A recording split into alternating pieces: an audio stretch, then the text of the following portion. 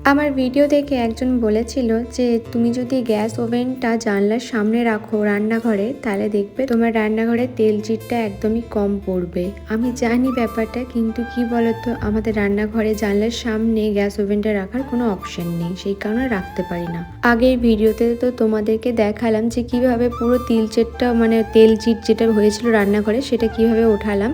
তারপরে দেখো, আমি যে কোনো কন্টেনার পাতবার আগে এরকম টাওয়াল পেপারগুলো হয়, সেই টাওয়াল পেপারগুলোকে এইভাবে পেতে নিই।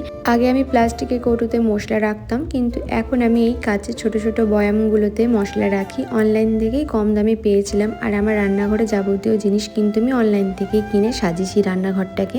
গুঁড়ো মশলাগুলো যখন আগে প্লাস্টিকের কৌটোতে রাখতাম, তখন জানো তো জিনিসটা নষ্ট হতো বেশি, কিন্তু কাঁচের এই বয়ামগুলোতে রাখার পর জিনিসটা নষ্টও কম হয় আর দেখতেও সুন্দর লাগে। আর শিলিগুড়িতে 20 টাকা দিয়ে একটা গোটা মশলা রাখার বক্স কিনেছিলাম, কিন্তু তখন এই গোটা মশলাগুলো রাখলে না চারিদিকে ছড়িয়ে যেত, মানে ওই বক্সটা ওরকমই সিস্টেম ছিল। কিন্তু অনলাইন থেকে দেখো এরকম 3-4 কাপের বক্সগুলো পাওয়া যায়, এটার মধ্যে অনেকগুলো স্পুন লাগে।